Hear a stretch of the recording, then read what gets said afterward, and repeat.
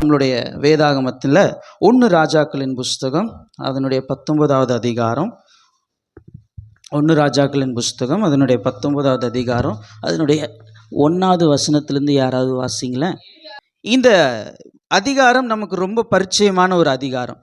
இதுக்கு முன்னாடி நடந்த காரியங்கள் நமக்கு ரொம்ப மிகவும் பரிச்சயமான ஒரு காரியம். என்ன அப்படின்னா, எலியா தீர்க்கதரிசி பாகாலின் அத்தனை தீர்க்கதரிசிகளுக்கு முன்பாக கர்த்தரே தெய்வம், அவரே ஆண்டவர் என்று எல்லாருக்கும் நிரூபித்து காட்டிய ஒரு மிகப்பெரிய ஒரு சம்பவம். அதெல்லாம் நம்ம எல்லாத்துக்கும் ரொம்ப நல்லா தெரியும். நம்ம நிறைய நேரத்தில் பெரிய விஷயத்தை பார்க்குறோம், ஆனால் அதுக்கு அப்புறம் நடக்கிற சில காரியங்களை நம்ம கண்காணிக்காமல் போயிடுறோம். நிறைய நேரத்தில் அவ்வளோ பெரிய அற்புதத்தை செய்த ஒரு எலியா அப்படின்னா என்ன அர்த்தம் அப்படின்னா, கர்த்தரே தேவன் என்பதுதான் அர்த்தம். எலியா அப்படிங்கிற அவருடைய பேருக்கு என்ன அர்த்தம்னா, கர்த்தரே தேவன். அதை அவர் அழகா நிரூபிச்சு காட்டிட்டார். அவருடைய திட்டத்தை, கர்த்தர் அவருக்கு வைத்திருக்கிற நோக்கத்தை அழகா நிரூபிச்சு காட்டி முடிச்சிட்டார். இப்போ இந்த அதிகாரத்துல என்ன நடக்குது அப்படின்னா, இங்க ஆகாப் என்ன பண்றாரு, எசபேல்ட்ட போயிட்டு எலியா செய்த எல்லா காரியத்தையும் சொல்லாம வெறும் அவர் பாகாலின் தீர்க்கதரிசிகளை கொன்றுட்டாரு அப்படிங்கிறது மட்டுமே அவர் சொல்லியிருக்கிறாருன்னு நான் நினைக்கிறேன். ஏன்னா அது மட்டும்தான் இங்கே எழுதியிருக்கு. ஃபர்ஸ்ட் வசனத்தில் அழகா அங்கே எழுதியிருக்கிற ஒரு விஷயம் என்னன்னா, தீர்க்கதரிசிகள் எல்லாரையும் பட்டயத்தாலே கொன்று போட்ட செய்தியை அனைத்தையும் ஆகாப் எசபேலுக்கு அறிவித்தான். அவர் எசபேலுக்கு அறிவிச்சோன்னு எசபேல் சொல்றாங்க, நாளைக்கு இந்நேரத்தில் உன்னோட ஜீவனை நான் எடுக்காம போயிட்டேன்னா கர்த்தர் அதுக்கு அதிகமாக எனக்கு செய்யட்டும் அப்படின்னு சொல்லி அவங்க சொல்லுரைக்கிறத கேட்டு, இவ்வளோ பெரிய வல்லமையான காரியங்களை செய்த ஒரு தீர்க்கதரிசி, இவ்வளோ பெரிய அற்புதங்களை செய்த ஒரு தீர்க்கதரிசி அவர் மனம் உடைஞ்சு போய் அவர் ரொம்ப டிப்ரெஷனுக்குள்ள போயிட்டு என்ன பண்றாரு அப்படின்னா, ஒரு சூறை செடியின் கீழே போய் படுத்துக்கிறார். ஒரு சூறை செடியின் கீழே போய் நித்திரை அடைகிறார். எவ்வளோ நான் எப்போவுமே நமக்கெல்லாம் தெரிஞ்சுக்க வேண்டிய ஒரு விஷயம் என்னென்னா, நீங்கள் எவ்வளோ பெரிய ஆளாக வேணாலும் இருங்க, நீங்கள் எவ்வளோ ஆண்டவருக்கு பெரிய காரியங்களை வேணாலும் செய்யுங்க, நீங்கள் ஆண்டவர் உங்களை எப்படி வேணாலும் பயன்படுத்தட்டும், உங்கள் வாழ்க்கையிலும் ஒரு சோர்வு என்பதை தவிர்க்கவே முடியாது. ஆமென் சொல்லாதீங்க, பழகிட்டீங்க நீங்கள் ஆமென் சொல்லி உங்கள் வாழ்விலேயே சோர்வு என்பதை தவிர்க்கவே முடியாது. ஏன் அப்படின்னா, நம்மளுடைய மனிதனுடைய பலன் அந்த லிமிட்டுக்குள்ளே தான். மனிதனுடைய பலன் கொஞ்சம்தான். அந்த கொஞ்ச பலத்தில் நம்ம ஈஸியாக சோர்ந்து போகக்கூடிய சூழ்நிலைகள் நமக்கு நிறையா வரும். இங்கே எலியா தீர்க்கதரிசிக்கு அதே தான் நடந்திருக்குது. அவர் எல்லாமே முடிஞ்சிருச்சு, தன்னுடைய வாழ்க்கையில் எல்லாமே முடிஞ்சு போச்சு, இனிமேல் நான் செய்யறதுக்கு ஒன்றுமே இல்லை, இனிமேல் இந்த ஜனங்களை வச்சுட்டு எதுவுமே பண்ண முடியாது, என்னதான் வானத்திலிருந்து அக்கினியே இறக்கி கூட்டிட்டு காமிச்சாலும் ஜனங்க ஒன்றுமே மாற மாட்டேங்கிறாங்க, யாருமே நம்ப மாட்டேங்கிறாங்கன்னு சொல்லி ஒரு ஃப்ரஸ்ட்ரேஷனில், ஒரு வெறுப்பான ஒரு சூழ்நிலையில் அவர் தன்னைத்தானே எல்லாம் முடிஞ்சு போச்சுன்னு நினைக்கிற அந்த தருணத்தில் கர்த்தருடைய தூதனானவர் அவரை விசிட் பண்ணுகிறார். இன்றைக்கும் இந்த சபையில் நம்ம உட்கார்ந்துட்டு இருக்கிற உங்கள் எல்லாருக்கும் நான் ஒன்று சொல்ல வேண்டிய காரியம் என்ன அப்படின்னா, நிறையா நேரத்தில் ஃப்ரஸ்ட்ரேஷனோட எக்ஸாஸ்டான ஒரு நிலைமையில் எல்லாம் முடிஞ்சு போச்சு, இனஃப் போதும், இதுக்கு மேலே ஒன்றும் இல்லை, இதுக்கு மேலே நம்ம செய்கிறதுக்கு ஒன்றும் இல்லை, நம்ம வாழ்க்கையில் ஒன்றுமே இல்லை அப்படின்னு சொல்லிட்டு யாரெல்லாம் மன அழுத்தத்தோடு இங்கே அமர்ந்திருக்கிறீங்களோ, இந்த நேரம்தான் கர்த்தர் உங்களுக்காக காரியங்களை செயல்படுத்துவதற்கு தகுதியான ஒரு நேரமாய் இருக்கிறது. ஆமென். யாரெல்லாம் எல்லாம் முடிஞ்சு போச்சு, இதுக்கு மேலே ஒன்றும் இல்லை, நான் பிரயோஜனமற்றவன், நான் ஒன்றுமே இல்லாதவன், என்னோட கையில் எது செஞ்சாலும் அது சரியாகவே வராது, நான் எது தொட்டாலும் அது விளங்காது, என்னோட வாழ்க்கையில் சக்ஸஸ்ங்கிறதையே நான் பார்த்ததே இல்லை அப்படின்னு சொல்லி சோர்ந்து போய் தொடர்ச்சியான தோல்விகளால் சோர்ந்து போய் இங்கே உட்கார்ந்துட்டு இருக்கிற உங்களுக்கு நான் சொல்கிறேன், இந்த சூழ்நிலை தான் கர்த்தர் உங்களை விசிட் பண்ணக்கூடியதான ஒரு சூழ்நிலை. ஆமென். இந்த சூழ்நிலை தான் கர்த்தருக்கு ஏற்ற ஒரு இடம், அவர் இறங்கி உங்களுக்காக வேலை செய்யறதுக்கு. ஆமென். உங்களுக்கு எல்லாமே இருந்து, உங்களுக்கு எல்லாமே நல்ல சாதகமா இருந்து கர்த்தர் அங்க வேலை செய்யறதுக்கு ஒண்ணுமே இல்லை, ஆனா எதுவுமே இல்லாம, எதுவுமே உங்களுக்கு சாதகமா இல்லாத இந்த சூழ்நிலையில கர்த்தர் உங்களுக்காக வேலை செய்ய அவர் வல்லமையுள்ளவராய் இருக்கிறார். ஆமென். நான் ஒரு சில காரியங்கள் உங்களுக்கு சொல்றேன் பாருங்களேன். நம்மளுடைய வாழ்க்கையில மன அழுத்தம் என்பது மிக மோசமான ஒரு வியாதி, ஒரு டிஸார்டர் அப்படின்னு சொல்லலாம். மென்டல் டிஸார்டர்லயே மன அழுத்தம் தான் மிக மோசமான ஒரு காரியம். இங்கே எலியா தீர்க்கதரிசி ரொம்ப மன அழுத்தத்துல தான் அவர் இருக்கிறார். அவருடைய மன அழுத்தம் ரொம்ப அதிகமாக போயிடுச்சு. எந்த எக்ஸ்டென்ட்டுக்கு அப்படின்னா, அவர் நான் செத்துறேன், என்னோட உயிரை எடுத்துருங்க ஆண்டவரே, இனி நான் வாழ்ந்து பிரயோஜனம் இல்லை அப்படின்னு சொல்ற அளவுக்கு அவருடைய மன அழுத்தம் அதிகமாக இருக்கிறது. Depression is a major mental disorder. அது மனநலத்தை பாதிக்கக்கூடிய மிகப்பெரிய ஒரு ஒரு ஒரு ஒரு ஒரு வியாதியாய் அது இருக்கிறது. ஏன் அப்படின்னா, இந்த மன அழுத்தம் உங்களுக்குள்ள இருந்ததுன்னா நீங்க எதையெல்லாம் உணர்றீங்களோ அது எல்லாமே நெகட்டிவா இருக்கும். நீங்க எதையெல்லாம் நெகட்டிவா உணர்றீங்களோ உணர்றதின் பிரகாரமாகத்தான் நீங்க செயல்படுவீங்க. நீங்க செயல்படுறதின் பிரகாரமாகத்தான் உங்க வாழ்க்கை இருக்கும். எல்லாம் அமைதியா பார்க்குறீங்க.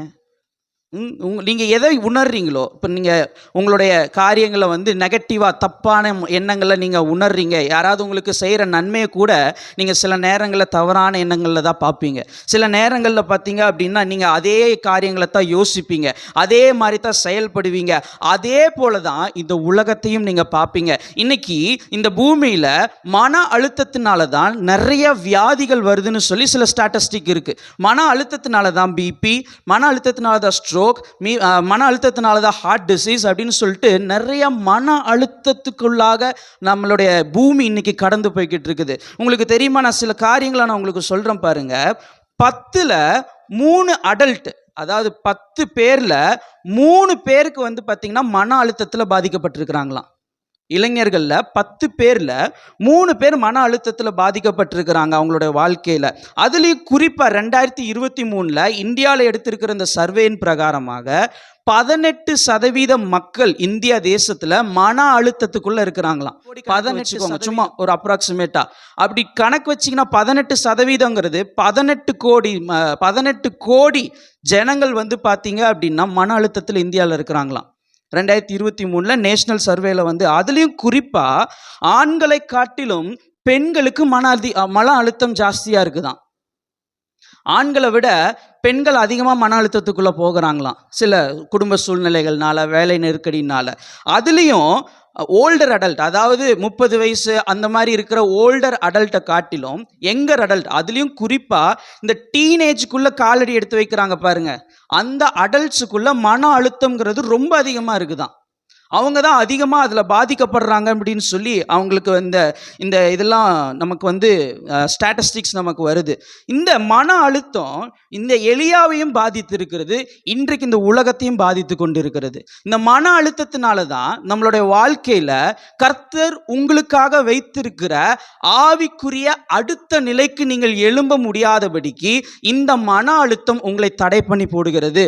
நீங்கள் நல்லா இருக்கணும்னு ஆசைப்படுறீங்க, நல்லா ஜெபிக்கணும்னு ஆசைப்படுறீங்க, உங்களுடைய சூழ்நிலைகள் மாறணும்னு ஆசைப்படுறீங்க, உங்களுடைய காரியங்கள் எல்லாம் சரியாகணும்னு ஆசைப்படுறீங்க. ஆனால் உங்களுக்குள்ள ஒரு மன அழுத்தம் இருக்கு பாருங்க, டிப்ரெஷன். அந்த டிப்ரெஷன் உங்களை அடுத்த நிலைமைக்கு உங்களை எடுத்துக்கொண்டு போக முடியாதபடிக்கு, கர்த்தர் உங்களுக்குன்னு வைத்திருக்கிற திட்டத்தில் நீங்கள் நடந்து போக முடியாதபடிக்கு அந்த மன அழுத்தம் உங்களை தடை செய்கிறதா இருக்கிறது.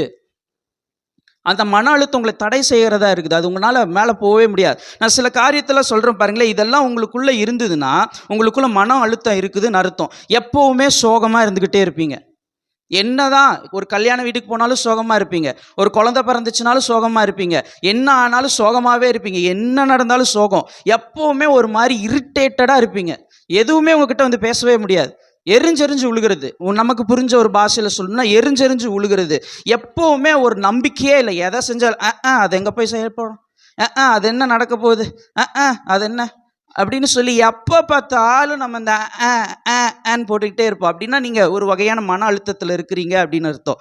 நீங்கள் இதுக்கு முன்னாடி ரொம்ப சந்தோஷமாக செஞ்ச ஒரு காரியத்தை இப்போ நீங்கள் மன அழுத்தத்தில் இருக்கும்போது செஞ்சீங்கன்னா ஒரு இன்ட்ரெஸ்டே இல்லாமல் செய்வீங்க. முதல்ல நல்லா பாட்டு பாடி நல்லா ஆண்டவரை ஆராதிச்சுட்டு இருப்பீங்க. மன அழுத்தம் உங்களுக்குள்ளே இருந்ததுன்னா பாட்டு பாடுறதே உங்களுக்கு பிடிக்காமல் போயிடும். ஆமாம், என்னத்தை போய் பாட்டு பாடிட்டு என்ன பண்ணுறது அப்படின்னு சொல்லிட்டு. இதில் இன்னொரு விஷயம் என்னென்னா, மன அழுத்தம் உள்ளவங்க நிறைய சாப்பிடுவாங்களாம். சிலர் மன அழுத்தம் உள்ளவங்க கம்மியாக சாப்பிடுவாங்களாம். அதனால் அவங்களுடைய வெயிட்டு ஜாஸ்தியும் ஆகுமா கம்மியும் ஆகுமா, அது அவங்களுடைய மென்டாலிட்டியை பொறுத்து, அவங்களுடைய இது பொறுத்து. ரொம்ப மன அழுத்தம் இருந்தது அப்படின்னா நல்லா பிரியாணி வாங்கி நல்லா அடித்து சாப்பிட்ற ஆட்களும் உண்டு, சாப்பிடாமையே வெறும் வயிற்றோட சுற்றுக்கிற ஆட்களும் உண்டு அப்படின்னு சொல்லி இந்த ரிசர்ச்லலாம் சொல்கிறாங்க. சில மன அழுத்தம் உள்ளவங்க தூங்கிக்கிட்டே இருப்பாங்களே எப்போ பார்த்தாலும். நிறைய பேர் சிரிக்கிறத பார்த்தா நம்ம மன அழுத்தம் எல்லாமே தூங்கிட்டு தான் இருக்கிறாங்கிற மாதிரி இருக்குது. மன அழுத்தம் உள்ளவங்க எப்போ பார்த்தாலும் தூங்கிட்டே இருப்பாங்களாம். சில மன அழுத்தம் உள்ளவங்க தூங்கவே மாட்டாங்களாம், ராத்திரியெல்லாம் முழிச்சுக்கிட்டே இருப்பாங்களாம். மன அழுத்தத்தோட இருக்கிறவங்களா இருக்கிறாங்க அவங்க. சிலர் வந்து பார்த்தீங்க அப்படின்னா, நான்லாம் ஒன்றுமே இல்லை, எனக்கெல்லாம் ஒன்றுமே இல்லை, நான்லாம் இதை செய்கிறதுக்கு தகுதியானவன் இல்லை, நான் இந்த ஊழியத்தை பண்ண தகுதியானவன் இல்லை, நான் இந்த வேதத்தை தூக்க தகுதியானவன் இல்லை, நான் ஆண்டவர் சமூகத்தில் போயிட்டு உட்காந்து ஜெபிக்க தகுதியானவன் இல்லை அப்படின்னு சொல்லிட்டு மன அழுத்தம் உள்ளவர்கள் தங்களைத்தானே ஒரு வேர்த்லெஸ்ஸாக ஒன்றுமே இல்லை, நான்லாம் அதுக்கு பாத்திரனே இல்லை அப்படின்னு யோசிப்பாங்களாம். இன்னும் சிவியராக போயிடுச்சு, மன அழுத்தம் சிவியராக போயிடுச்சு அப்படின்னா அவங்களுக்குள்ள பார்த்தீங்க அப்படின்னா மரணத்தின் சிந்தனைகள் அவங்களுக்குள்ள திரும்ப திரும்ப திரும்ப திரும்ப வந்துக்கிட்டே இருக்குமா.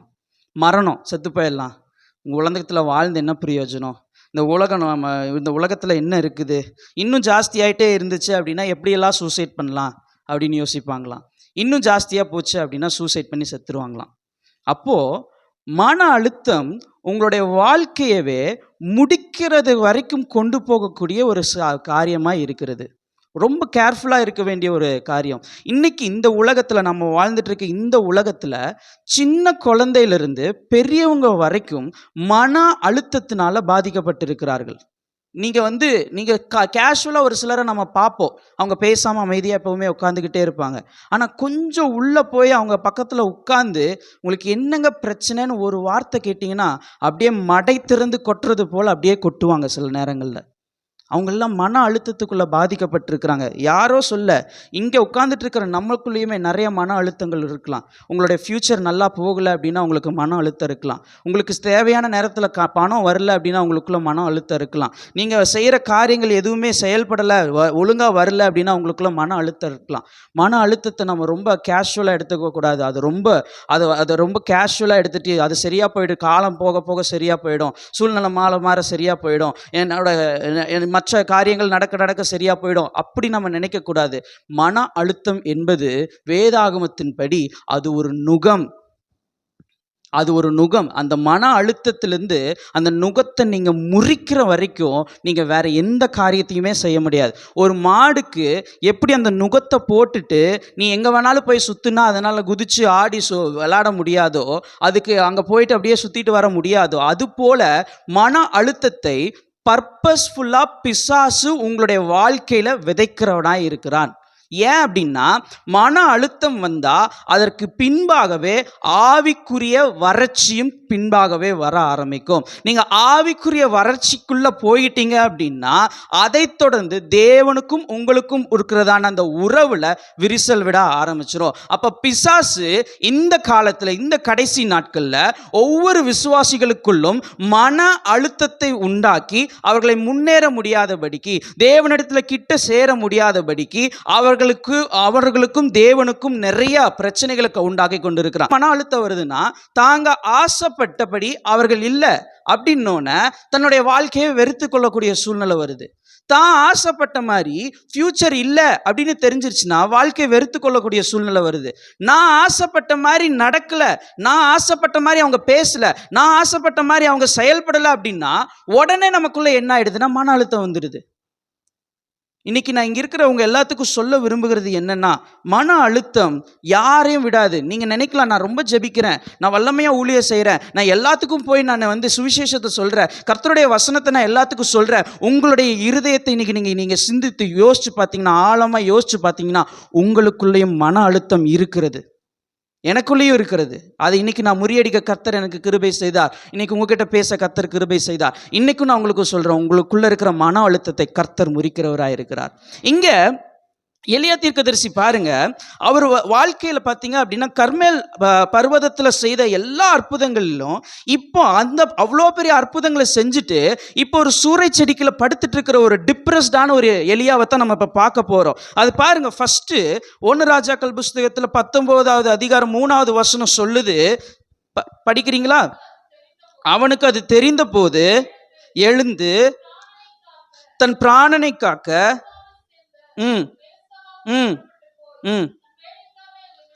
பாருங்களேன், மன அழுத்தத்தில் இருக்கிறவங்களுக்கு முதல் வரது என்னன்னு பார்த்தீங்க அப்படின்னா பயம். பக்கத்தில் இருக்கவங்கள பார்த்து சொல்லுங்களேன், மன அழுத்தத்தோடு இருந்தால் உனக்கு பயம் வர ஆரம்பிச்சிடும். எதை பார்த்து பயம்? உங்களுடைய ஃப்யூச்சரை பார்த்து பயம், உங்களுடைய மனைவியை பார்த்து பயம். சிரிக்காதீங்க, உண்மையாக தான் சொல்கிறேன். இதெல்லாம் நடக்குது, இதுக்கெல்லாம் கேஸ் ரிப்போர்ட் இருக்குது. புருஷனை பார்த்தா பயம், இருட்டை பார்த்தா பயம், என்னோட இதை சாதாரண நிழல் போனால் பயம். நீங்கள் நீங்கள் நீங்கள் மன அழுத்தத்தில் இருக்கிறீங்க அப்படின்னா உங்களுடைய வாழ்க்கையில் பயம் இருக்கும். இங்கே எலியா தீர்க்கதரிசியினுடைய வாழ்க்கையில் பயம்தான். நீங்கள் தமிழ் வேதாகமத்தில் அந்த வார்த்தை இல்லை, ஆனால் என்ஐவி வேதாகமம் நியூ இன்டர்நேஷ்னல் வெர்ஷன் எடுத்து வாசிச்சிங்க அப்படின்னா அங்கே அழகாக எழுதியிருக்கு, he was afraid and arose and ரேன் for his life. அவன் பயந்து எழுந்து தன் பிராணனை காக்க ஓடினானா. எவ்வளோ பெரிய ஒரு தீர்க்கதரிசி, எவ்வளோ பெரிய தேவ மனுஷன், வானத்திலிருந்து அக்கினியை இறக்குன ஒரு மனுஷன். 400 பேர் எதிர்த்து நின்றுட்டு இருக்கிறாங்க, தான் ஒருத்தன் தான் நின்றுட்டு இருக்கிறாரு. பயமே இல்லை அந்த இடத்துல. அவங்க கத்தி கூச்சலிட்டு இருக்கிறாங்க, தங்கள் உடம்பெல்லாம் கீறி பாகாலே வா பாகாலே வானான்னு இங்கே உட்காந்துட்டு நக்கல் பண்ணிட்டு இருக்கிறாரு. அவன் தூங்கிட்டு இருப்பான், நீ அவனை கூப்பிடு, நல்லா சத்தமாக கூப்பிடு, அவன் எழுந்துட்டு வரட்டும்னு இங்கே உட்காந்து நக்கல் பண்ணிட்டு இருக்கிறாரு. அவ்வளோ பெரிய ஒரு தீர்க்கதரிசி ஒரு சாதாரண ஒரு பொண்ணை பார்த்து பயந்துட்டு ஓடுறாரு. ஏன் அப்படின்னா, அவ்வளோ பெரிய வல்லமை நான் செஞ்சேன், அவ்வளோ பெரிய காரியத்தை கர்த்தர் காமிச்சு இந்த ஜனங்க மாறவே இல்லையேங்கிற மன அழுத்தம். வேற எதுவுமே இல்லை. இந்த ஜனங்க மாறவே இல்லையே, இவங்க சூழ்நிலைகள்லாம் மாறவே இல்லையே அப்படிங்கிற ஒரு மன அழுத்தம். அவன் பாருங்க, அவன் அடுத்தவங்க என்ன செய்வாங்க, அடுத்தவங்க என்ன பண்ணுவாங்க அப்படின்னு தான் பார்த்தாரே தவிர தேவன் என்ன செய்வார், தேவன் என்ன பண்ணியிருக்கிறாருங்கிறத அவர் பார்க்காம விட்டுட்டார். அவர் தன்னைத்தானே தனிமைப்படுத்த ஆரம்பிச்சிட்டார். இன்னைக்கு உங்கள் வாழ்க்கையில் எத்தனை பயம், உங்களோட வேலையை பார்த்தா பயம், வரக்கூடிய ஃப்யூச்சர் பார்த்தா உங்களுக்கு பயம், எதிர்காலத்தை பார்த்தா பயம், வேலை போயிடுச்சுன்னா என்ன பண்ணுறதுங்கிற பயம், நல்ல ஒரு கணவன் வருவானா மனைவி வருவானாங்கிற ஒரு பயம், உங்கள் வாழ்க்கையில் எல்லாமே நல்லதாக நடக்குமான்னு பயம், ஸ்கூல் முடிச்சுட்டு அடுத்து என்ன பண்ணுறதுங்கிற பயம், உங்கள் பிள்ளைகள் வாழ்க்கை நல்லா இருக்குமாங்கிற பயம், எத்தனை பயங்கள். இது எல்லாத்தையும் நீங்கள் இன்றைக்கி உட்காந்து யோசிச்சு பாருங்களேன். பின்பாக உங்களுக்கு மன அழுத்தம் இருக்கும், பின்பாக மன அழுத்தம் இருக்கும். இந்த பயம் உங்களுக்கு மன அழுத்தத்துக்குள்ளே கொண்டு போகும். அடுத்தது 4வது வசனத்தை வாசிங்களேன். ம் ம் ம் ம் ம் ம் போதும். இப்போ பாருங்க, மன அழுத்தத்தோட அவருக்கு வந்த மன அழுத்தம் உண்டாவதற்கு அவருக்கு வந்த 2வது காரியம் என்னன்னா ஃபெயிலியர். இவ்வளோ பெரிய அற்புதத்தை செஞ்சவன் நான், இவ்வளோ பெரிய அற்புதத்தை கர்த்தர் காமிச்சாரு, அவர் நிரூபிச்சிட்டோம், இவங்க மாறவே இல்லை அப்படின்னு சொன்னோன்னே அவர் செய்திருக்கிற அந்த காரியங்கள் தோல்வி அடைந்ததை பார்த்து அவருக்குள்ள மன அழுத்தம் வர ஆரம்பிச்சிருச்சு. அவர் செஞ்ச காரியத்தை பார்த்து தோல்வி அடைஞ்சிட்டு அவர் சொல்றாரு, நான் என் பிதாக்களை காட்டிலும் நான் நல்லவன் அல்ல. அப்படின்னா என்ன அர்த்தம்? I am not better then my fathers. அப்படின்னா அவங்க செஞ்சது, அவங்க ஒரே இதில் பயங்கரமாக காரியங்களை செஞ்சுட்டாங்க. எத்தனையோ நியாயாதிபதிகள் எழும்புனாங்க, அவங்க பிரசங்கம் பண்ணும் பொழுது நீங்கள் மனம் திரும்புங்க மனம் மாறுங்கன்னு மொத்த இஸ்ரவேலும் மாறிட்டாங்க. ஆனால் நான் இவ்வளோ பெரிய காரியங்களை செஞ்சு யாருமே மாறவே இல்லை. அப்போ நான் அவங்கள விட பெரியவன் இல்லையோ? அப்போ நான் ஏதோ தப்பு செஞ்சுருக்கணும், என்னோடய வாழ்க்கை ஏதோ தப்பாக இருக்குதோ, என் வாழ்க்கையில் ஏதோ சரியில்லையோ அப்படின்னு சொல்லிட்டு அவர் சொல்கிறார், நான் என்னுடைய பிதாக்களை காட்டிலும் நல்லவன் நல்ல ஆண்டவரே, என் பிதாக்களை காட்டிலும் நல்லவன் நல்ல, என்னோட ஜீவனை எடுத்துக்கோங்கன்னு சொல்லிட்டு அவர் நான் ஒன்றுமே இல்லை, I am useless, I am incompetent, நான் ஒன்றுமே இல்லை, நான் எதுக்குமே பிரயோஜனப்பட மாட்டேன், நான் எதுக்குமே இல்லை, நான் ஃபெயிலியர் அப்படின்னு சொல்லி மன அழுத்தம் அவரை தோல்வியின் காரியங்களில் நடத்தி கொண்டு போகிறதா இருக்கிறது. இப்போ நான் பேசுகிறதெல்லாம் நீங்கள் உங்கள் வாழ்க்கையோட நீங்கள் சம்மந்தப்படுத்திட்டே வரணும், சரிங்களா? அடுத்து 5வது வசனம் வாசிங்களேன். போதும். சூரை செடியின் கீழே படுத்து நித்திரை பண்ணினான். இந்த வசனத்தில் நித்திரை பண்ணினான் அப்படிங்கிறது நம்ம வெறும் அவருடைய உடல் சோர்வு மட்டும் அங்கே வெளிப்படலை, அவருடைய மனமும் சோர்ந்து கிடக்குது. அவருடைய physical and emotionally he was ஃபெட்டிக்னா சோர்ந்து போயிட்டான்னு அர்த்தம். அவர் சோர்ந்து போய் படுத்துட்டு இருக்கிறார். எல்லாம் முடிஞ்சு போச்சு, நீ நான் என்ன பண்ண முடியும், நான் என்னத்தை செய்கிறது, நான் என்னத்தை பண்ணுறது அப்படின்னு சொல்லிட்டு அவர் சோர்ந்து போய் படுத்துக்கிறாரா. கடைசியாக ஒன்று 10வது வசனம் வாசிங்களேன். ம் ம் ம் ம் ம் ம் போதும். இப்போ அங்கே அவர் கர்மேல் பர்வதங்களில் பெரிய அற்புதங்கள் செஞ்சோன்னே இஸ்ரவேலர்கள் எல்லாரும் சொன்னாங்க கர்த்தரே தேவன், கர்த்தரே தேவன்னு. இப்போ இவர் சொல்கிறத பார்த்தா திரும்பவும் இஸ்ரவேல் ஜனங்கள் தங்களுடைய பழைய வழிக்கே போயிட்டாங்கங்கிற மாதிரி தான் இருக்கு. அப்புறம் என்ன சொல்கிறாரு, நான் ஒருத்தந்தான் மீதியாக இருக்கிறேன். டிப்ரெஷன் எதனால் வந்ததுன்னா ஃபியூட்டிலிட்டி அப்படின்னு சொல்லுவாங்க. அப்படின்னா என்ன அப்படின்னா, ஒரு ஒரு பலனுள்ள ஒரு காரியத்தை ப்ரொடியூஸ் பண்ண முடியல. இப்போ ஒரு மரம் இருக்குது அப்படின்னா அது கனியை உண்டாக்கணும். அப்படி கனியை உண்டாக்கலை அப்படின்னா அந்த மரம் வந்து செத்த மரமாக இருக்கிறது. அப்படி தன்னைத்தானே ஒரு யூஸ்லெஸ்ஸாக, உதவாக்கரையா, ஒன்றுமே இல்லாதவனா அப்படின்னு சொல்லிட்டு தன்னைத்தானே ஒரு பேரனாய்டுக்குள்ளே அவர் வச்சிருக்கிறார். அதாவது எப்போ எதை பார்த்தாலும் வந்து நெகட்டிவாக பார்க்கறது. என்ன செஞ்சாலும் அதை நெகட்டிவாக பார்த்துட்டு இருக்கிறது. எல்லாரும் என்னத்தான் குறி பார்க்குறாங்க, எல்லாரும் என்னத்தான் இது செய்கிறாங்க, நான் செஞ்சால் மட்டும்தான் தப்பு, நான் பண்ணினா மட்டும்தான் குத்தம், மற்றவங்க செய்கிறதெல்லாம் தப்பு கிடையாது, நான் செய்கிறது மட்டும்தான் தப்புன்னு சொல்லி எல்லாரும் என்னையவே குத்தம் சொல்கிறாங்க, நான் ஒருத்தந்தான் இருக்கிறேன், அவங்க எல்லாரும் அந்த பக்கம் இருக்கிறாங்கன்னு சொல்லி அவர் மன அழுத்தத்துக்குள்ளாக போகிறதை நம்ம பார்க்க முடிகிறது. இன்றைக்கும் நம்மளுடைய வாழ்க்கையில் இப்படிப்பட்ட மன அழுத்தங்கள் நம்மளுடைய வாழ்க்கையில் ஒவ்வொரு நாளும் கிரியை செய்து கொண்டு இருக்கிறது. ஆமென்.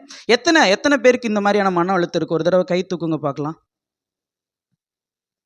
யாருமே இல்லையா? அழுத்தத்தினால தூக்க முடியலையா? ரொம்ப அழுத்துற போகுது. நான் ஏன் தூக்க சொல்ல, வெக்கப்படாதீங்க, தேவ சமூகத்தில் வெக்கப்படாதீங்க. இப்போ நம்ம அதுக்காக ஜெபிக்க போகிறோம். எத்தனை பேர் இப்படிப்பட்ட மன அழுத்தத்துக்குள்ளே இருக்கிறீங்க? என் வாழ்க்கையில் ஒன்றுமே இல்லை, ஃபெயிலியராக இருக்குது, என் சூழ்நிலை மாறவே மாட்டேங்குது அப்படின்னு சொல்லிட்டு எல்லாரும் நம்மளாம் கரங்களை உயர்த்தி நம்ம ஜெபிக்க போகிறோம்.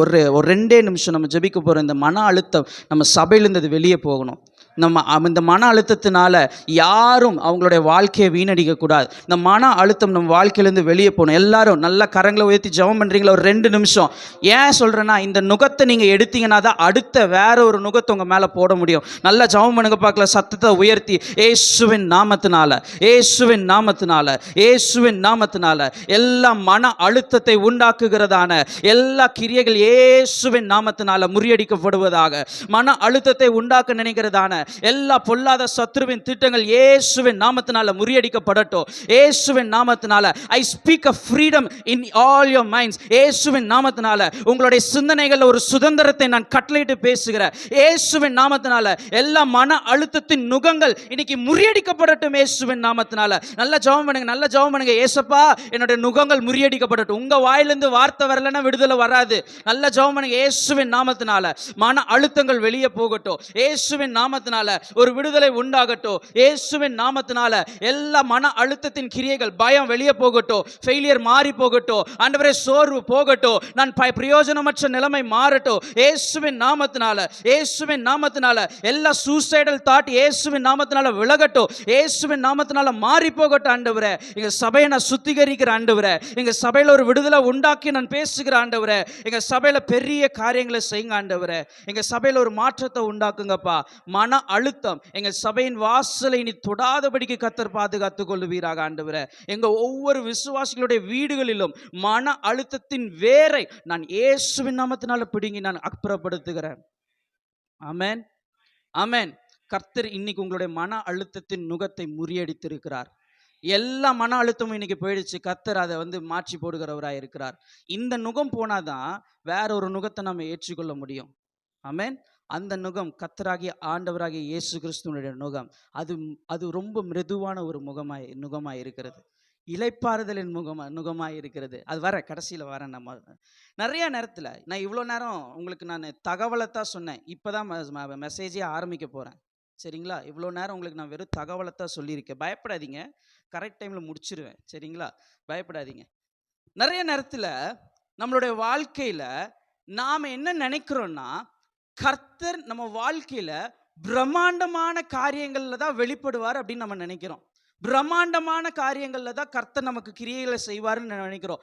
ஆச்சரியப்படுற விதத்துல ஆண்டவர் என் வாழ்க்கையை மாத்திட்டார் அப்படின்னு தான் நம்ம நினைக்கிறோம். எங்கேயோ இருந்து ஒரு நாள் வந்தாங்கங்க, என் வாழ்க்கையை மொத்தமா ஆண்டவர் அப்படி திருப்பி போட்டாருங்க, அப்படி இருந்தா அப்படிதான் ஒரு சாட்சி வரணும் அப்படின்னு நம்ம நினைக்கிறோம். ஆனா நிறைய நேரங்கள்ல கர்த்தர் அப்படி செயல்படுகிறவரே அல்ல. நம்ம நிறைய நேரத்தில் சத்தத்தில் தான் கர்த்தர் உயர்த்தப்படுகிறார். நல்ல கத்தி நம்ம ஆண்டவரை துதிக்கும் பொழுது, நல்ல மியூசிக் சிஸ்டம் போட்டு பிரம்மாண்டமான ஸ்டேஜை போட்டு லைட்டை போட்டு கர்த்தரை ஆராதிக்கும் பொழுது தான் கர்த்தர் வெளிப்படுகிறார். அப்படிதான் கர்த்தரை நம்ம ஆராதிக்கணும். சிலர்லாம் சொல்றாங்க வெளிப்படுத்தல வருகிறதான லைட்டு தான் இந்த லைட்டு அப்படி இப்படின்னு. அதெல்லாம் எதுவுமே இல்லை. கர்த்தர் அப்படி செயல்படுகிறவரே அல்ல. அவருடைய சத்தமே வேற மாதிரியான ஒரு சத்தம். ஆமென். அவருடைய சத்தம் எப்படிப்பட்ட ஒரு சத்தம்? வேற மாதிரியான ஒரு சத்தம். இங்கேயும் மன அழுத்தத்தில் தன்னுடைய வாழ்க்கையை முடித்து கொள்ள வேண்டும் என்கிற நிலையில இருக்கிற எலியாவுக்கு கர்த்தருடைய சத்தம் வேற மாதிரி ஒலித்தது. அந்த சத்தத்தை நம்ம வாசிக்கலாமா? 1 ராஜாக்களின் புஸ்தகம் 19வது அதிகாரம் 11லேருந்து 13 வரைக்கும் வாசிங்களேன். நிறைய நேரத்தில் நம்மளுடைய எதிர்பார்ப்பு என்ன தெரியுமா?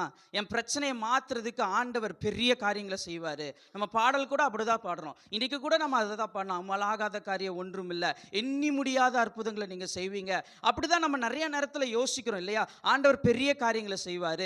எஸ், ஆண்டவர் நிச்சயமாய் நாம் எண்ணி பார்க்க முடியாத அளவுக்கு பெரிய காரியங்களை செய்வார். நாம் என்ன நினைக்கிறோம்? கர்த்தர் பேசினாலே அப்படியே வந்துட்டு அங்கே வந்து பார்த்தீங்க அப்படின்னா பலத்தை காற்றடிக்கிறது போல இருக்கும் அப்படின்னு. கர்த்தர் பேசினாலே பார்த்தீங்கன்னா பூமி எல்லாம் அதிர ஆரம்பிக்கும் அப்படின்னு நம்ம நினைக்கிறோம். கர்த்தர் பேசினாலே அக்னினால தான் பேசுவார். இன்னைக்கு வந்து அக்னி அப்படிங்கிறது வந்து ரொம்ப ஒரு ஒரு ஒரு புல்லிங் ஃபோர்ஸாக இருக்குது. அக்னி அக்னி அக்னி அக்னி ஸ்டேஜில் நம்ம சொன்னோம்னா அப்படியே எந்திரிச்சு குதிக்கிறாங்க. கர்த்தர் அதில் தான் வெளிப்படுவார்னு சொல்லி நிறைய நேரத்தில் நம்ம யோசிச்சு கொண்டு இருக்கிறோம். ஆனால் கர்த்தர் அமர்ந்த மெல்லிய சத்தத்தில் தான் ஒவ்வொருத்தரோடும் கர்த்தர் இடைப்படுகிறவராய் இருக்கிறார். அவர் மெல்லிய சத்தத்தில் தான் இடைப்படுகிறவராக இருக்கிறார். மியூசிக்கில் இல்லை, கீபோர்டில் இல்லை, இங்கிருந்து நாங்கள் கத்தி கத்தி ப்ரீச் பண்ணுறோம்ல அதில் இல்லை. நாங்கள் என்னதான் இங்கே எல்லாமே செஞ்சாலும் உங்கள் இருதயத்துக்குள்ள கர்த்தருடைய மெல்லிய சத்தம் கேட்காதே போனால் இங்கே நடக்கிற எல்லாமே வீணாய் போக ஆரம்பிச்சிடும்.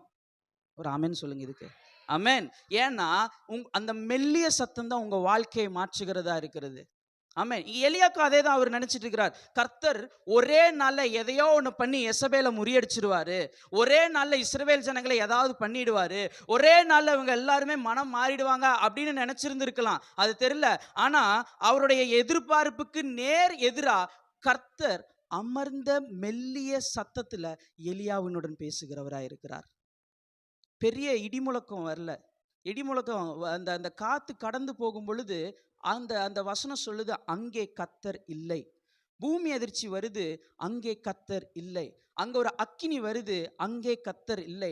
அதற்கு பின் அமர்ந்த மெல்லிய சத்தம், a still small voice அப்படின்னு, அதாவது சின்ன மென்மையான ஒரு வாய்ஸ்.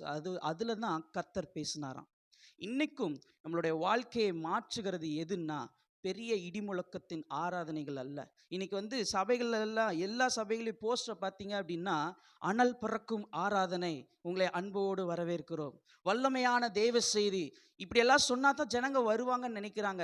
எனக்கு தெரிஞ்சு இவங்க என்னதான் அனல் பறக்கிற ஆராதனை பண்ணினாலும் மெல்லிய சத்தத்தை ஜனங்கள் கேட்காமல் போனார்களே ஆனால் அங்கு ஒரு விடுதலையும் உண்டாகாது என்பது என்னுடைய கருத்து.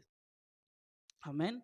என்னதான் ஆராதனைகள் வல்லமையாக இருந்தாலும், என்னதான் ஸ்டேஜ் பிரம்மாண்டங்களாக இருந்தாலும், இன்னைக்கு இன்னைக்கு இன்னைக்கு கான்சர்ட் கல்ச்சர். இன்னைக்கு வந்து பார்த்தீங்கன்னா எல்லாரும் கான்சர்ட் போட்டு நாங்கள் இது பண்ணுறோம், சுவிசேஷத்தை சொல்கிறோம், ஆண்டவர் பற்றி இது பண்ணுறோன்னு சொல்லி கான்சர்ட் உலகமும் கான்சர்ட்குள்ளே போயிட்டுருக்கு. எல்லா மியூசிக் டைரக்டர்ஸும் இன்னைக்கு கான்சர்ட் ஆரம்பிச்சிட்டாங்க. இன்னைக்கு இங்கே நம்மளுடைய ஆவிக்குரிய இதில் இருக்கிற முக்கியமான சில இசையமைப்பாளர்கள், பாடகர்கள் எல்லாம் கான்சர்ட் ஆரம்பிச்சிட்டாங்க, போகிறாங்க. நீங்கள் உங்களுக்கு தெரியுமா என்னன்னு தெரில, 5000 ரூபா ஒரு சீட்டுக்கு டிக்கெட்டு, 5000 ரூபா, 8000 ரூபா, 7000 ரூபா, அதுலேயும் கோல்டு, சில்வர், பிளாட்டினம், டைட்டானியம் அப்படின்லாம் வந்து டிக்கெட் வித்துட்ருக்குறாங்க. இது சரியா தப்பா எனக்கு தெரியல, அதை பற்றின கமெண்ட் நமக்கு வேண்டாம். ஆனால் இவங்க என்னதான் இவ்வளோ இது பண்ணினாலும் வந்து உட்கார்ந்துட்டு இருக்கிற ஜனங்களுக்கு தேவனுடைய மெல்லிய சத்தம் தங்களுடைய இருதயத்தில் பதிக்கப்படாமல் போகுமே ஆனால் இது அத்தனையுமே வேஸ்ட்டாக போயிடும். ஆமென். தேவனுடைய மெல்லிய சத்தத்தை நம்ம கேட்குறவர்களாக இருக்கணும். நிறைய நேரத்தில் சத்தம் நம்மளுடைய அட்டென்ஷனை எடுத்துக்கொண்டு போகலாம், ஆனால் சைலன்ஸ் தான் ஆண்டவருடைய என்கவுண்டரை நமக்கு கொண்டு வந்து தரும். சத்தம் நம்மளுடைய கவனத்தை ஈர்த்து கொண்டு போகலாம், ஆனால் அமர்ந்த சைலண்ட்டாக தேவ பிரசனத்தில் கொண்டு போய் உட்கார வைக்கிறாரு பாருங்க. அப்படி உட்காரும் பொழுது உங்களுடைய பலன் இரட்டிப்பாய் மாறுகிறதா இருக்கிறது. ஆமென். இங்கேயும் எலியாக்கு அதுதான் நடந்து கொண்டு இருக்கிறது.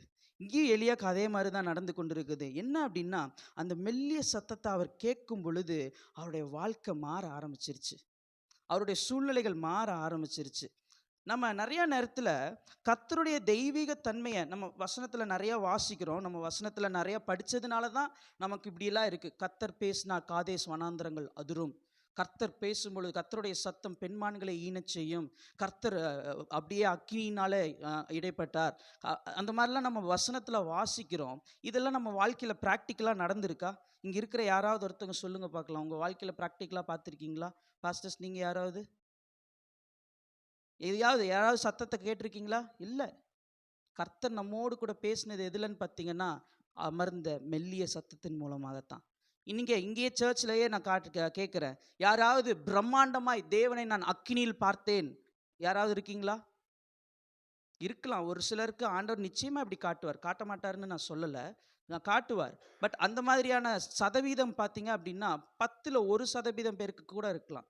அதுலேயும் கம்மி தான் ஆண்டவர் அப்படி காட்டுறது, ரொம்ப கம்மி தான். ஆனால் கர்த்தர் எப்படி பேசுவார்னா, ஒரு மனிதனோடு முகமுகமாய் அவனோடு கூட நெருக்கமாய் அவனுடைய வாழ்க்கையை மாற்றுகிறவராக இருக்கிறார். நீங்கள்லாம் ரட்சிக்கப்படும் போது யோசிச்சு பாருங்க, நீங்கள் எவ்வளோ பெரிய அற்புதத்தை பார்த்து நீங்கள் ரட்சிக்கப்பட்டீங்க? இங்கே இருக்கிறவங்க உங்ககிட்ட ஆண்டவர் ஏசுதான் தெய்வம் அப்படின்னு சொன்ன உடனே எப்படி உங்களுடைய ரட்சிப்பு, இவர் தான் ஏசு அப்படின்ற நம்பிக்கை எப்படி வந்தது? நீங்கள் ஆண்டவர் உங்களுக்கு நேரடியாக காட்சி கொடுத்தவங்க யாராவது இருக்கீங்களா? இங்கே ஏசப்பாவனுடைய ரத்தத்தை அப்படியே உங்கள் மேலே ஊற்றினது நீங்கள் யாராவது இருக்கீங்களா? யாருமே இல்லை. நம்ம அப்படி பார்த்ததே இல்லை. ஆனால் 10 வருஷம் கழித்து ஆண்டவர் ரட்சிக்கப்படும் பொழுது மெல்லிய சத்தத்தை கேட்டு ரட்சிக்கப்பட்டுறோம். 10 வருஷம் கழித்து நம்ம வாழ்க்கையில் ஒரு அற்புதம் நடக்கணும்னா 10 வருஷம் விசுவாசி எப்படி எதிர்பார்க்குறாங்கன்னா, கர்த்தர் பிரம்மாண்டமாக ஏதோ ஒன்று செய்யணும், எண்ணி முடியாத மாதிரி ஏதாவது ஒன்று செய்யணும், நான் நினச்சி பார்க்க முடியாத மாதிரி ஏதாவது ஒன்று செய்யணும், அதிரடியாக செய்யணும். ரட்சிக்கப்படும் பொழுது உங்களுக்கு அப்படி செஞ்சிருந்திருந்தாருன்னா நிச்சயமா நீங்க திரும்ப அதை மாதிரி எதிர்பார்க்கலாம், தப்பு இல்லை. ஆனால் ரட்சிக்கப்படும் போது மெல்லிய சத்தத்தில் பேசி தானே ரட்சிப்புக்குள்ள நடத்தினாரு. ரட்சிக்கப்படும் பொழுது உங்களுக்கு இருதயத்தில் தோணுச்சுல, இவர் தான் உண்மையான தெய்வம், இனிமேல் வாழ்ந்த இவருக்காக வாழலாங்கிற ஒரு எண்ணம் எப்படி உள்ள வந்தது? கர்த்தர் உங்களுடைய இருதயத்தில் பேசினதுனால தான் அந்த இருதயம் உங்களுக்குள்ள திரும்புது, கர்த்தருக்கு நேராக திரும்ப ஆரம்பிச்சு. மனம் திரும்ப எப்போ வந்துச்சு? மனம் எப்படி தேவனுக்கு நேராக திரும்பிச்சு? பூமியிலேருந்து தேவனுக்கு நேராக திரும்பிச்சு. கர்த்தருடைய சத்தம் உங்களுடைய இருதயத்தை தொட்ட பொழுது அது மனம் திரும்பிடுச்சு. ஆமென். அப்போ இப்போ நம்ம அப்படி எதிர்பார்க்க முடியாது. இன்னைக்கு ஏன் இதை நான் இவ்வளோ அழுத்தமாக சொல்கிறேன்னா, இன்னைக்கு இருக்க காலகட்டங்களில் இப்படிப்பட்ட உபதேசங்கள் நம்மளுடைய ஆவிக்குரிய சபைகளில் பெருகி கொண்டு இருக்குது. நீங்கள் வேலைக்கே போக வேண்டாம், கர்த்தர் உங்களுக்கு எல்லாமே தருவார், பேங்க்கில் பணம் நிறைஞ்சிரும், நீங்கள் போய் ஏதாவது காரை தொட்டு இப்படி ஜெபம் பண்ணிங்கன்னா அந்த காரை ஆண்டவர் உங்களுக்கு தந்துடுவார். இந்த மாதிரியெல்லாம் நிறையா பிரம்மாண்டமாய், அதுலேயும் சாட்சிகள் வேற. நான் போய் ஜெபம் பண்ணேன், இந்த வீடு யாரோ ஒருத்தருது, அவங்க நீங்களே வச்சுக்கோங்கன்னு சொல்லி சாவி கொடுத்துட்டு போயிட்டாங்க அப்படிங்கிற மாதிரிலாம் சாட்சிகள் வருது. சொல்லி வச்சு கூட சொல்லுவாங்க. நான் என்ன சொல்கிறேன்னா, நீங்கள் அதை நம்பாதீங்கன்னு சொல்கிறேன். கர்த்தர் பிரம்மாண்டமாய் தம்மை வெளிப்படுத்தக்கூடிய காலத்தில் நாம் இல்லை. இந்த காலம் நாம் அமர்ந்திருந்து அவருடைய மெல்லிய சத்தத்தை கேட்கக்கூடிய ஒரு காலமாக இருக்கிறது. இன்றைக்கி சபையில் நிறைய நம்ம மறந்துட்டோம் அதெல்லாம். ஆக்சுவலாக அந்த காலத்துலலாம் பார்த்தீங்க அப்படின்னா, அவங்க ஆராதனை முடிஞ்சோன்னே கொஞ்ச நேரம் அப்படியே அமைதியாக விட்டுருவாங்க சில சபைகளில், ஆண்டவர் பேசட்டும் அப்படின்னு சொல்லிட்டு. இன்றைக்கும் சில கிராமங்களில் நான் ஹுன்சூரில் போனப்போ அங்கே ஒரு சில இடங்கள்லாம் இந்த மாதிரி ஆராதனைலாம் முடிஞ்சக்கப்புறம் ஒரு 5 நிமிஷம் அமைதியாக விட்டுருவாங்களாம், ஆண்டவர் பேசட்டும் அப்படின்னு சொல்லி. அமைதியாக எந்த விதமான சத்தமும் இல்லாமல், மியூசிக் சிஸ்டம் இல்லாமல், எதுவும் இல்லாமல் அமைதியாக விட்டுருவாங்களாம். இன்றைக்கி நம்ம அதை மறந்து போகிறோம், நிறைய நேரத்தில் மறந்து போயிடும். நாம் என்ன நினைக்கிறோம், எல்லாம் சேர்ந்து கார்ப்பரேட்டாக நம்ம சேர்ந்து வர்ஷிப் பண்ணும்போது தான் கர்த்தர் அங்கே வெளிப்படுவார். நாம் 50,000 பேர் சேர்ந்து ஒரு கூடாரத்தில் போய் உட்காந்து ஜெபம் பண்ணால் மட்டும்தான் கர்த்தர் வாழ்க்கையை மாற்றுவார். நாம் ஜெபிக்கிற அந்த அந்த அந்த அட்மாஸ்பியர், அந்த இடத்துல போனால் தான் கர்த்தர் வேலை செய்வார். கர்த்தரை ஒரு இடத்துக்கோ நேரத்துக்கோ காலத்துக்கோ நம்ம சிறைப்படுத்தவே முடியாது. அவர் எல்லாத்துக்கும் அதிகாரியாக இருக்கிறார். ஆமென். எந்த இடத்துலையும் அவரை சிறைப்படுத்த முடியாது. நீங்கள் நின்று எந்த இடத்துல ஜெபித்தீங்கனாலும் கர்த்தர் அந்த இடத்துல இறங்கி உங்களுக்காக காரியங்களை செய்கிறவராக இருக்கிறார். ஆமென். அப்போது நீங்கள் எல்லா இடங்கள்லையும் போய் உட்கார்ந்து நீங்கள் ஜெபிக்கும் பொழுது கர்த்தர் விடுதலையை உண்டாக்குவார். ஆமென். கர்த்தர் எல்லா இடத்துலையும் கர்த்தர் காரியங்களை வாய்க்க செய்வார். இன்னைக்கு நம்ம அதை மறந்து போயிட்டோம். ஏன் அப்படின்னா, கர்த்தருடைய மெல்லிய சத்தத்தை கேட்க மறந்துட்டோம். இன்னைக்கு யூடியூப்ல எத்தனையோ சத்தங்கள் வந்துக்கிட்டே இருக்கு. எது நல்லது எது கெட்டதுன்னே தெரிய மாட்டேங்குது. எது கரெக்டான, இவங்க உண்மையாலுமே இவங்க தேவனுடைய ஊழியக்காரங்களா இல்லை வேறையா அப்படின்னு தெரிய மாட்டேங்குது. நான் யாரையும் குறிப்பிடலை, நான் குறிப்பிடக்கூடாதுன்னு தான் ட்ரை பண்ணுறேன். பட் இந்த செய்தியில் அந்த மாதிரி குறிப்பிட வேண்டியது வருது. யாருன்னு நமக்கு தெரிய மாட்டேங்குது. ஏன்னா சத்தங்கள் ஜாஸ்தி ஆயிட்டே இருக்கு. இன்னைக்கு வெளிப்பாடுகள் ஜாஸ்தி ஆயிட்டே இருக்கு. இவங்களுக்கு வர வெளிப்பாடு, என்னடா இப்படி பயங்கரமா வெளிப்பாடு பேசுறாங்க. நீங்க நீங்க பேசுறவங்களுக்குலாம் வர வெளிப்பாடு பாருங்க. நம்ம ஆளுக்கு கூட அப்படியெல்லாம் வெளிப்பாடு வராது. அவ்வளோ வெளிப்பாடு. நமக்கு பாடு மட்டும்தான் இருக்குது. வெளிப்பாடே வர மாட்டேங்குது. அப்போ இப்போ இப்படிப்பட்ட ஒரு காலகட்டத்துல நாம வாழ்ந்து கொண்டிருக்கிற இந்த சூழ்நிலையில இன்னைக்கு மன அழுத்தத்துக்கு போயிட்டு நீங்க இப்படிப்பட்ட சத்தத்தை கேட்டுக்கிட்டே இருந்தீங்கன்னா, அது உங்களை எச்சா மன அழுத்தத்துக்குள்ள தான் கொண்டு போய் விடும். எச்சா உங்களை மன அழுத்தத்துக்குள்ள தான் கொண்டு போய் விடும். அப்ப அதுக்கு ஒரு சொல்யூஷன் என்ன அப்படின்னா, சங்கீதங்களின் புஸ்தகம் 45:10 நானே வாசிச்சேன், நானே சொல்லிடுறேன். நீங்கள் அமர்ந்திருந்து, என்ன வசனம் சொல்லுது? நீங்கள் அமர்ந்திருந்து நானே தேவன் என்று அறிந்து கொள்ளுங்கள். அப்போ அமர்ந்திருந்து, இங்கேயும் அதே தான் போட்டிருக்குது, அமர்ந்த மெல்லிய சத்தம். நீங்கள் அமர்ந்திருந்து எதையும் யோசிக்காதீங்க, எந்த எந்த சிந்தனையும் வச்சுக்காதீங்க, எந்த காரியத்தையும் உங்க காதுல வாங்கிக்காதீங்க. அமர்ந்திருந்து தேவனுடைய தேவனுடைய வார்த்தையை கேட்க ஆரம்பிங்க. எலியா ஒரு ஒரு அற்புதமான ஒரு முரண்பாடுங்க பாருங்க. இவருடைய வாழ்க்கையினுடைய முடிவு என்னங்கிறது இவருக்கு தெரியாததுனால தான் ஆண்டவரே என்னோட ஜீவனை எடுத்துக்கோங்க அப்படிங்கிறார் இல்லையா? ஆண்டவரே என்னோட ஜீவனை எடுத்துக்கோங்க அப்படின்னு சொல்றாரு. ஒரு ஒரு ஒரு ஒரு ஒரு ஒரு காமெடியான விஷயம் என்னன்னா, ஆண்டவர் அவரை எடுத்துக்கொள்ள போகிறார். இவர் சொல்றாரு என்னோட ஜீவனை எடுத்துருங்க, நான் மரிச்சு போயிடுறேன் அப்படிங்கிறார். இப்போ நான் மரித்து போகிறேன், நான் செத்து போயிடுறேன், என்னை விட்டுருங்க அப்படின்னு சொல்ற எலியா, இந்த இடத்துல எந்த இடத்துல அவருடைய மனம் இப்படி சேஞ்ச் ஆகுதுன்னா, இந்த அமர்ந்த மெல்லிய சத்தம் அவருடைய காதுல தொனிச்ச உடனே அவருடைய வாழ்க்கை அங்கேயே திரும்ப ஆரம்பிச்சிருது. ஏன் அப்படின்னா, இந்த அமர்ந்த மெல்லிய சத்தத்தை கேட்டவங்கனால சும்மா இருக்க முடியாது. எப்போது தேவனோட கூட உறவாடி கொண்டே இருக்கிறவர்களா இருப்பாங்க. எப்பவும் தேவனோட கூட உறவாடிட்டே இருப்பாங்க. ஒரு தடவை தேவ சத்தத்தை கேட்டுட்டீங்கன்னா, தேவனோடு கூட உறவாடி கொண்டே இருக்கிறவர்களா நீங்க மாற ஆரம்பிச்சிருவீங்க. ஏன் அப்படி சொல்றேன்னா, இதுக்கப்புறம் எலியாவினுடைய ஊழியங்கள் முடிஞ்சிருச்சு ஆக்சுவலா. ஆல்மோஸ்ட் அவர் சொல்றார், நீ அவங்க அசகேல போயிட்டு நீ சிரியாவின் மேல ராஜாவாக்கு, எகுவ வந்து இஸ்ரவேலின் மேல ராஜாவாக்கு, நீ உன்னோட ஸ்தானத்துல எலிசாவை வந்து கொண்டு வந்து நிறுத்து, உன்னோட காரியங்கள் எல்லாம் முடிஞ்சிருச்சு அப்படின்னு சொல்லிடுறார். இவன் இவன் விட்டவனை அவன் பிடிப்பான், அவன் விட்டவனை இவன் பிடிப்பான், இவன் விட்டவனை இவன் பிடிப்பான். சரியா, உன்னோட வேலை முடிஞ்சிருச்சு, நீ என்னோட பிரசன்னத்துக்கு வா. இதுக்கப்புறம் ஒரு தலைமுறையே கடந்து போகுது. எலியா எடுத்துக்கொள்ளப்படுறதுக்கு ஒரு தலைமுறை மேபி 10 வருஷம் எப்படியாவது இருக்கலாம். அந்த அந்த தலைமுறையில் என்ன நடக்குதுன்னா, அவன் தேவனோடு நடக்கிறவராய் மாற ஆரம்பிச்சிட்டான். அதுக்கப்புறம் வசனத்தில் எலியாவை நம்ம பார்க்கவே முடியல. ஒரே ஒரு இடத்துல வந்துட்டு ஆகாப்புக்கு தீர்க்க தரிசனம் சொல்லிட்டு போறாரு. அதுக்கப்புறம் எடுத்துக்கொள்ளப்படுதல் தான். நீங்கள் நல்லா தெரிஞ்சுக்கோங்க, யாரெல்லாம் தேவ சத்தத்தை கேட்குறாங்களோ அவங்க தேவனுடைய உறவில் அதிகமாய் அவர்கள் செயல்பட ஆரம்பிச்சிடுறாங்க. நீங்க ஏனோக்கு எடுத்து பாருங்க, அவன் தேவனோடு கூட சஞ்சரித்த ஒரு மனுஷன், அவன் எடுத்துக்கொள்ளப்பட்டான். மோசே தேவனோடு கூட முகமுகமாய் பேசின ஒரு மனுஷன், அவனுடைய அந்த அந்த மரித்த அந்த சடலத்தை கர்த்தர் கொண்டு போய் அடக்கம் பண்ணினார். அந்த சடலத்துக்காக பிசாசு போராடினதுன்னு சொல்லி இருக்கு. எலியா தேவனோடு கூட உறவாடி இருக்கிறாருன்னு நான் நினைக்கிறேன். அது வசனத்துல இல்லை, பட் உறவாடி இருப்பதுனால தான் அவர் அக்கினி ரதத்தினால் அப்படியே பரலோகத்துல எடுத்துக்கொள்ளப்பட்டிருக்கிறார். அவருடைய டிப்ரெஷன் எங்க மாறுச்சு அப்படின்னா, சத்தத்தை கேட்டு தேவனுடைய சமூகத்துல போய் உட்கார்ந்து இருக்கிறாரு பாருங்க, அங்கதான் அவருடைய டிப்ரெஷன் மாறுச்சு. ஆமென். அப்போ உங்களுடைய டிப்ரெஷன் மாறணும் அப்படின்னா, இன்னைக்கு ஆண்டவர் உங்களை அழைப்பது எதுக்கு அப்படின்னா, for a close relationship with God. ஆண்டவரோடு கூட நெருங்கின ஒரு உறவுக்கு தான் இன்னைக்கு உங்களையும் என்னையும் கர்த்தர் அழைத்து கொண்டிருக்கிறார். நிறைய நேரத்தில் நம்மளுடைய வாழ்க்கையில் நம்மளுடைய ஜெபம், நம்மளுடைய வேத வாசிப்பு, நம்மளுடைய மற்ற காரியங்கள் எல்லாம் ஒரு சடங்கு போல மாறிடுது. ஒரு 10 நாள் சஸ்டெயின் ஆகிறோம், 10 நாள் நல்லா வர்ஷிப் பண்ணி நல்லா ஆராதனிச்சு தேவ பிரசனத்தில் இருக்கிறோம். அதுக்கப்புறம் திரும்பவும் பழைய நிலைமைக்கு நம்ம போகிறோம் இல்லையா? திரும்பவும் அந்த வேத வாசிக்கும் போது அந்த இன்ட்ரெஸ்ட் வராமல் போயிடுது. திரும்பவும் பாட்டு பாடுனா பல கவலைகள் உள்ளுக்குள்ள உங்களுடைய எண்ணங்களில் சூழ்ந்து கொள்ள ஆரம்பிக்குது. திரும்பவும் வசனத்தை நீங்கள் வாசிக்கும் பொழுது அது வந்து உங்களுக்கு வந்து ஒரு வார்த்தையும் திரும்ப பேச மாட்டேங்குது. அவசரம், நாட்கள் நெருங்குது, நேரம் ஆயிடுச்சு, வேலைக்கு போகணும், ஸ்கூலுக்கு போகணும், அவசரம், கடகடன்னு படிச்சுட்டு போயிடுறோம். என்னைக்காவது நம்ம தேவ சமூகத்தில் ஒரு தகப்பன் பிள்ளை, ஒரு கணவன் மனைவிக்குள்ள பேசுறது போல ஒரு நெருக்கமான உறவுல ஆண்டவரிடத்துல பேசுறோமா? அப்படி நம்ம பேசியிருக்கோம். அந்த அனுபவம் நம்ம எல்லாத்துக்கும் உண்டு. ஆண்டவர் திரும்பவும் நம்மளை அப்படிப்பட்ட அனுபவத்துக்கு நம்மளை அழைத்து செல்கிறவராக இருக்கிறார். அந்த அனுபவத்துக்குள்ளே போயிட்டா இந்த உலகத்தின் பணம், இந்த உலகத்தின் பெருமை, இந்த உலகத்தின் புகழ், இந்த உலகத்தின் எந்த மேன்மைகளும் நமக்கு ஒன்றுமே இல்லை. இனி வரும் பலன்களின் மேல் நமக்கு நோக்கம் உண்டாக ஆரம்பிச்சிடும். ஆமென். எது நடக்குது எது நடக்கல எந்த கவலையும் இல்லை, உங்களுக்கு எந்த டிப்ரெஷனும் வராது. ஏன்னா நீங்கள் தேவனுடைய சமூகத்தில் போய் உட்கார ஆரம்பிச்சிட்டீங்க. அவர் பார்த்துக்குவாருங்கிற ஒரு நம்பிக்கை. அவர் பேச ஆரம்பிச்சிட்டாருன்னா சூழ்நிலைகள் மாற ஆரம்பிச்சிடும். நான் வந்து பெங்களூரில் எல்லா இளைஞர்களுக்கும், என்ற கவுன்சிலிங் வரை அத்தனை இளைஞர்களுக்கும் சொல்கிற ஒரே ஒரு வார்த்தை, have a personal relationship with God. Corporate ரிலேஷன்ஷிப்பில் ஒன்றுமே பண்ண முடியாது.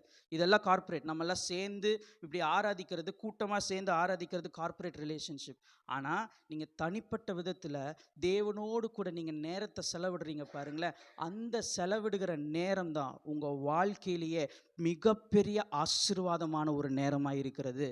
நீங்கள் பர்சனலாக எப்படி தேவனை நீங்கள் ஆராதிச்சிங்க என்பதனுடைய வெளிப்பாடு தான் இந்த கார்ப்பரேட் வர்ஷிப். இங்கே சபையில் வந்து நீங்கள் ஆராதிக்கிறது, ஆண்டவரை துதிக்கிறது, நீங்கள் ஆண்டவரை போற்றுறது, புகழ்றது, இது எல்லாமே எதனுடைய வெளிப்பாடாக இருக்கணும்னா, அங்கே வாரம் முழுக்க நீங்கள் ஜெபம் பண்ணிட்டு வந்திருக்கீங்க பாருங்க, வாரம் முழுக்க கர்த்தருடைய உறவில் இருக்கிறீங்க பாருங்க, அந்த உறவின் வெளிப்பாடு தான் இங்கே இருக்கணுமே தவிர இதனுடைய வெளிப்பாடு அங்கே போகக்கூடாது. ஏன்னா நிறைய நேரத்தில் நம்ம தோத்து போகிறது அதுதான். இங்கிருந்து பெற்றுக்கொண்ட நிறைய காரியத்தை எடுத்துக்கொண்டு போய் அங்கே போடுறதுனால தான் நம்ம தோத்து போகிறோம். ஏன் நான் இன்னும் புரிகிற மாதிரி சொல்கிறேன், நீங்கள் தப்பாக புரிஞ்சுக்க கூடாது, நான் புரிகிற மாதிரி சொல்கிறேன். இங்கேருந்து ஒரு வசனத்தை நீங்கள் கேட்குறீங்க, நல்லா உற்சாகமாயிடுறீங்க, நாளைக்கு போய் நான் ஜெபம் பண்ணுறேன் பாரு எப்படின்னு. நாங்கள் நேற்று லீடர்ஸ் மீட்டிங்கில் கூட பேசினோம் நிறைய காரியங்களை, எப்படி ஜெபம் பண்ணுறோம் பாரு அப்படின்னு சொல்லிட்டு நம்ம போகிறோம், ஜெபம் பண்ணுவோம், 2 நாள் 3 நாள் 4வது நாள் மாறி போயிடும். ஏன்னா இங்கிருந்து எடுத்துகிட்டு போயிட்டீங்க, யாரோ ஒருத்தவங்க உங்களுக்கு பெட்ரோலை ஊற்றி அனுப்பிச்சி விட்டுட்டாங்க, சரிங்களா? அங்கே போயிட்டு இங்கே உங்களுக்கு நீங்களே பெட்ரோல் போட்டால் தான் வண்டி நகரும். இப்போ என்ன பண்ணுறீங்க, பெட்ரோல் தீர்ந்து போச்சுன்னு மறுபடியும் வண்டியை தள்ளிட்டு இங்கே வரீங்க, மறுபடியும் நாங்கள் பெட்ரோலை போட்டு அனுப்பிச்சுடுறோம், மறுபடியும் போய் ட்ரை ஆகிடுது. இதுதான் நடக்குது நம்ம வாழ்க்கையில். பர்சனல் ரிலேஷன்ஷிப் வித் காட் நமக்கு ரொம்ப கம்மியாயிட்டே இருக்குது.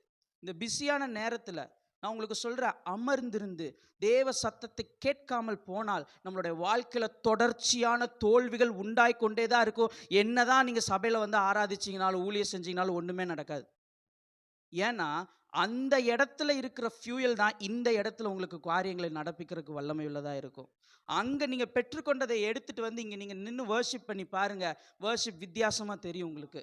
நீங்கள் அங்கே இருக்கிற பெட்ரோலை இங்கே அங்கே இருக்கிற அந்த வார்த்தையை கொண்டு வந்து இங்கே நாங்கள் பேசுகிறதோட ஒத்து போக வச்சு பாருங்கள், உங்களுடைய வாழ்க்கையில் மாற்றம் உண்டாகும். ஆனால் நிறையா நேரத்தில் நாம் என்ன பண்ணுறோம், இந்த சபையில் வல்லமையே இல்லை, இந்த சபையில் ஆண்டவரே இல்லை, இந்த சபையில் இந்த பாஸ்டுக்கு ஊழியமே செய்ய தெரியுதில்ல.